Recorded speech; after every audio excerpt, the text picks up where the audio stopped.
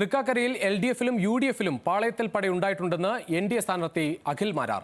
ഇത് തനിക്ക് അനുകൂലമായ വോട്ടായി മാറുമെന്നും മിന്നുന്ന വിജയം മണ്ഡലത്തിൽ നേടുമെന്നും അഖിൽ മാരാർ ന്യൂസ് മലയാളത്തോട് പറഞ്ഞു. തൃക്കാക്കരയിലെ NDA സ്ഥാനാർത്ഥി അഖിൽ മാരാറാണ് നമ്മോടൊപ്പം ചേരുന്നത്. അഖില, നാളെ ഈ സമയത്ത് വിധിയറിയാൻ പറ്റും?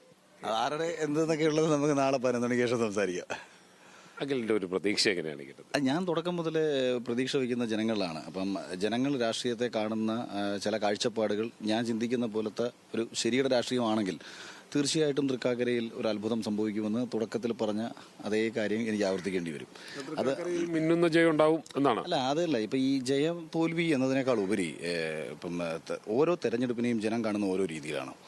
സാധാരണ ഒരു തെരഞ്ഞെടുപ്പിൽ ജയസാധ്യതയുള്ളൊരു സ്ഥാനാർത്ഥിക്ക് അനുകൂലമാകുന്ന ഫാക്ടേഴ്സ് എന്ന് പറയുന്നത്, ഒന്ന്, ആ സ്ഥാനാർത്ഥിയുടെ ഒരു വ്യക്തിത്വം; 2, ഭരണത്തിന് വിരുദ്ധമായി വരുന്ന അനുകൂല അന്തരീക്ഷം; 3, ആ മണ്ഡലത്തിലെ MLA-യുടെ ഒരു വിരുദ്ധ വികാരം; 4, നിഷ്പക്ഷമായിട്ട് ചിന്തിക്കുന്നൊരു ജനത; 5, പുതിയതായിട്ട് ചേർക്കപ്പെട്ട വോട്ടുകൾ. ഇത് കൂടാതെ ഇപ്പം ഒരാൾ പ്രതിനിധാനം ചെയ്യുന്ന മുന്നണി പൊതുവായിട്ട് കഴിഞ്ഞ 5 വർഷം കൊണ്ട് ഉണ്ടാക്കിയെടുക്കുന്ന ഒരു ഇമ്പാക്റ്റും കൂടെ വെച്ചിട്ടായിരിക്കും പലപ്പോഴും ഒരു തെരഞ്ഞെടുപ്പിലെ ജയസാധ്യതകൾ ചർച്ച ചെയ്യപ്പെടുന്നത്. അപ്പം നമ്മുടെ തൃക്കാക്കരയെ സംബന്ധിച്ച് ഇവിടെ ഭരണവിരുദ്ധ വികാരം ഉമാ തോമസിലേക്ക് പോകുന്നതിനെക്കാട്ടിയും കൂടുതലും ഉമാ തോമസ് വിരുദ്ധ വികാരം ഉണ്ട് എന്നുള്ളതാണ് എനിക്ക് ഗ്രൗണ്ടിൽ നിന്ന് കിട്ടിയ റിപ്പോർട്ട്. ഈവൻ കോൺഗ്രസിനുള്ളിൽ ഭിന്നതകളുണ്ട്. എപ്പോഴും ഒരു രാഷ്ട്രീയ പാർട്ടിയുടെ ഒരു സ്ഥാനാർത്ഥിയെ തോൽക്കാനുള്ള ഏറ്റവും പ്രധാനപ്പെട്ട കാരണങ്ങളൊന്ന് പാളയത്തിൽ പടയാണ്. ഇപ്പോൾ ഇടതുപക്ഷത്തിന് തോൽവി സംഭവിക്കുമ്പോൾ ഒരു ഉൾപാർട്ടി ജനാധിപത്യം പറഞ്ഞതിന് ശേഷം ഉൾപാർട്ടി വിപ്ലവമായി മാറും. അപ്പോൾ പാർട്ടിക്കുള്ളിലെ വിള്ളലുകളാണ് പലപ്പോഴും ഒരു രാഷ്ട്രീയ പാർട്ടിയുടെ ജയപരാജയത്തിന് കാരണമാകുന്നത്.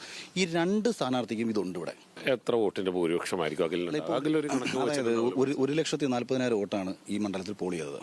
അപ്പം ഞാൻ ഇടതുപക്ഷത്തിൽ പലരുമായി സംസാരിച്ചു, എനിക്ക് വ്യക്തിബന്ധമുള്ള പലരുമായി സംസാരിച്ച സമയത്ത് അവർ പ്രതീക്ഷിക്കുന്ന വോട്ടെന്ന് പറയുന്നത് 35,000 വോട്ടുകളാണ് അവർ പ്രതീക്ഷിക്കുന്നത്. അപ്പോൾ എൻ്റെ അടുത്ത് ചിലർ പറയും 30 കൂട്ടിയാൽ മതി. കാരണം പാർട്ടിക്ക് 27,000 വോട്ടായിരുന്നു ലോക്സഭയിൽ കിട്ടിയ ചിഹ്നത്തിന് കിട്ടിയ വോട്ടെന്ന് പറയുന്നത്.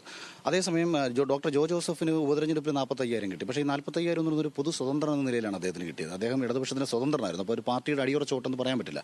അന്ന് പിണറായി വിജയൻ ഉൾപ്പെടെയുള്ളവർ ഇവിടെ വന്ന് ആത്മാർത്ഥമായി വർക്ക് ചെയ്തതിൻ്റെ അടിസ്ഥാനത്തിലും ഫ്ലാറ്റ് ഉൾപ്പെടെ പ്രവർത്തകർ കയറിയതിൻ്റെ അടിസ്ഥാനത്തിലൊക്കെയാണ് അന്ന് ആ വോട്ട് വരുന്നത്.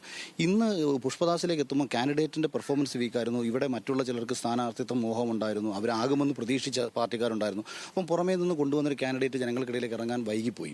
അപ്പോൾ അതൊക്കെ കൊണ്ട് ഇടതുപക്ഷത്തിൻ്റെ വോട്ട് ഞാൻ നമ്മുടെ പറച്ചിലല്ല, ഇപ്പോൾ എനിക്കത് എത്ര വോട്ടെന്ന് ഒരിക്കലും പറയാൻ പറ്റില്ല. കാരണം വെച്ചാൽ നമ്മുടെ പാർട്ടിക്ക് അത്ര ബേസ് ഇവിടെ ഇല്ല.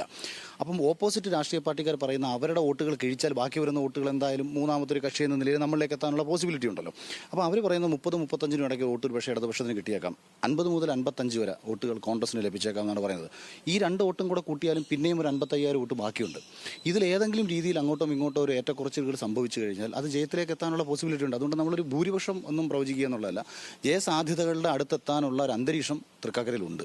ഒരു വിജയപ്രതീക്ഷയിൽ തന്നെയാണ് അദ്ദേഹം ഉള്ളത്. വിജയിച്ചാൽ തന്നെ 5,000 വോട്ടിൽ താഴെയായിരിക്കും തന്റെ വിജയമെന്നാണ് അദ്ദേഹം പറയുന്നത്.